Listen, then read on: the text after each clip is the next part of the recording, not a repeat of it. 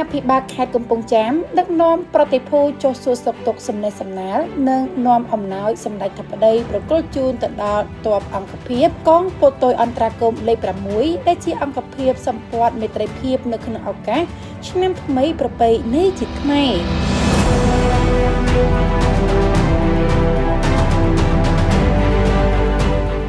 ឯកឧត្តមអ៊ុនចិន្តាអភិបាលនៃគណៈអភិបាលខេត្តកំពង់ចាមនៅព្រឹកថ្ងៃទី 5 ខែមេសាឆ្នាំ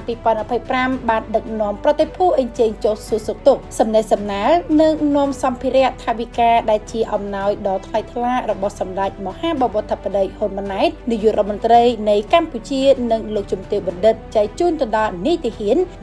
នរងនិងពលទាហានអង្គភាពកងពលតុយអន្តរាគមន៍លេខ 6 ចំណុះកងពលធំអន្តរាគមន៍លេខ 2 ដែលជាអង្គភាពសម្ព័ន្ធមេត្រីភាពនៅក្នុងឱកាសពិធីបុណ្យចូលឆ្នាំថ្មីប្រពៃណីជាតិខ្មែរឆ្នាំបសាញ់ 2025 ឯកឧត្តមអ៊ុនចិន្តាបានថ្លែងថាសម្ព័ន្ធមេត្រីភាពរវាងកងពលតុយអន្តរាគមន៍លេខ 6 ជាមួយនឹងរដ្ឋបាលខេត្តកំពង់ចាមគឺយោងទៅតាមការសម្រេចរបស់រាជរដ្ឋាភិបាលហើយរដ្ឋបាលខេត្តកំពង់ចាមតែងតែចំណាយពេលវេលានៅក្នុងការចូលរួមលើកទឹកចិត្តសួរសុខទុក្ខនិងសំណេះសំណាលជាមួយនឹងនីតិហ៊ានពលទាហាននៃកងពលតុយអន្តរាគមន៍លេខ 6 ដែលជាកងពលសម្ព័ន្ធមេត្រីភាពដែលបញ្ជាក់ពីការគ្រប់គ្រងការថ្លែងអំណរគុណទៅដល់កងកម្លាំងយើងទាំងអស់គ្នាហើយក៏ជាការឲ្យនៅគុណតម្លៃខ្ពស់របស់កងកម្លាំងប្រដាប់អាវុធក្នុងការការពារបូរណភាពទឹកដីរបស់យើងនៅក្នុងឱកាសនោះដែរឯកឧត្តមអភិបាលខេត្តកំពង់ចាមបានថ្លែងពំនាំនៅប្រសាសន៍ផ្ដាំផ្ញើសាកសួរសុខទុក្ខពីសម្ដេចមហាបវរធិបតី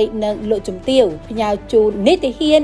នរងនិងពលទាហានទាំងអស់នៃកងពលតុយអន្តរាគមន៍លេខ 6 ទោះបីជាសម្ដេចនាយករដ្ឋមន្ត្រីខកខានជួបជាមួយនឹងបងប្អូនមួយរយៈយ៉ាងណាក៏ដោយក៏ប៉ុន្តែការជួបប្រជុំជាប្រចាំបានដាក់ចេញគោលការណ៍បទបញ្ជាដោយសម្ដេចតែងនឹករលឹកកងកម្លាំងរបស់យើងហើយនៅក្នុងឱកាសបុណ្យចូលឆ្នាំប្រពៃណីជាតិខ្មែរសម្ដេចក៏បានជូនពរសូមទេវតាឆ្នាំថ្មីប្រសិទ្ធពរជ័យជូនទៅដល់កងកម្លាំងកងយុទ្ធពលខេមរភូមិន្ទយើងទាំងអស់គ្នាសូមមានសុខភាពល្អទទួលបាននូវសេចក្តីសុខនិងសេចក្តីចម្រើនឯកឧត្តមអ៊ុនចិន្តាបានថ្លែងទៀតថាសភាពការនៅតាមបន្តព្រំដែនកម្ពុជាថៃបច្ចុប្បន្ននេះមានសភាពស្ងប់ស្ងាត់ល្អក៏ប៉ុន្តែរយៈពេល1ខែមុនមានបញ្ហាខ្លះៗដែលបង្កដោយមិត្តភ័ក្តិនៅជាប់របងជាមួយយើងបានបង្កើតនៅបាតុភិបអ្វីឬសកម្មភាពអ្វីមួយអុចអាលឲ្យមានការប៉ះទង្គិចគ្នាក៏ប៉ុន្តែកងកម្លាំងប្រដាប់អាវុធកងយុទ្ធពលខេមរភូមិន្ទរបស់យើងនៅទីនេះគឺបានស្ដាប់នៅបទបញ្ជា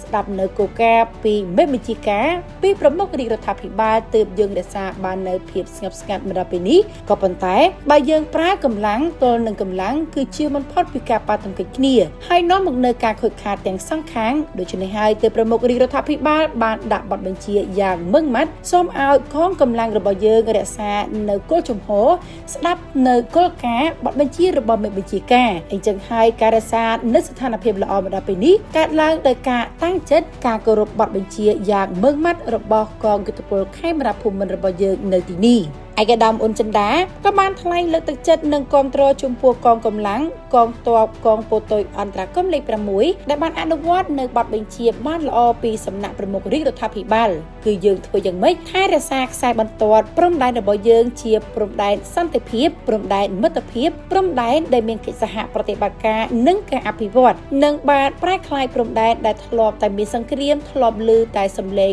គ្រាប់កាំភ្លើងធ្លាប់តែធំក្លិនរំសេវជាទីកន្លែងបង្កើតនៅមុខរបរអាជីវកម្មកន្លែងសប្បាយកន្លែងទេសចរកន្លែងដែលមានការទំនាក់ទំនងបង្កើតនិមិត្តហើយប្រែក្លាយកន្លែងគ្រាប់រំសេវទៅជាការប្រគំតន្ត្រីឬសំឡេងភ្លេងពីររដំឯកឧត្តមអភិបាលខេត្តកំពង់ចាមក៏បានថ្លែងបញ្ជាក់ទៀតថាថ្ងៃនេះវត្តមានរបស់ប្រតិភូខេត្តកំពង់ចាមទាំងអស់ដែលបានចំណាយពេលវេលាចុះមកសួរសំណេះសំណាលជាមួយនឹងកងទ័ពកងពលតុយអន្តរាគមន៍លេខ 6 នៅក្នុងឱកាសបុណ្យចូលឆ្នាំថ្មីនេះគឺបានផ្ដល់នូវសេចក្តីទុកចិត្តនិងគាំទ្រនិងការឲ្យតម្លៃខ្ពស់ណាស់ទៅលើការលះបង់របស់បងប្អូននៅក្នុងការការពារបូរណភាពទឹកដីមិនឲ្យមានការឈ្លានពានមិនឲ្យមានការរំខានពីសំណាក់បរទេសដែលមានបំណងមិនល្អចំពោះប្រទេសយើង លោកក៏បានស្នើទៅដល់កងកម្លាំងរបស់យើងក្តាប់ឲ្យជាប់នៅស្ថានភាពនិងទាំងសភាពការនយោបាយសន្តិសុខពិសេសត្រូវមើលគ្រប់គ្រងស្ថានភាពភូមិសាស្ត្រឲ្យបានច្បាស់លាស់ផងដែរសូមបញ្ជាក់ផងដែរថា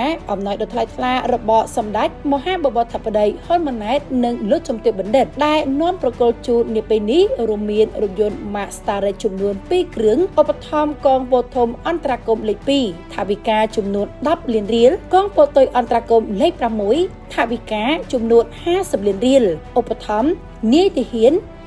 នរងនិងពលទាហានចំនួន1355នាក់ក្នុងម្នាក់ទទួលបានថវិកាចំនួន30000រៀលភេសជ្ជៈបើកម្លាំងចំនួន200កេសស្រាបៀរចំនួន300កេសមីចំនួន200កេសបន្លែមួយចំនួនសាច់ជ្រូកចំនួន200គីឡូក្រាមសាច់មាន់ចំនួន310គីឡូក្រាមសម្ភារៈបរិក្ខារនិងថ្នាំពេទ្យចំនួន21មុខផងដែរ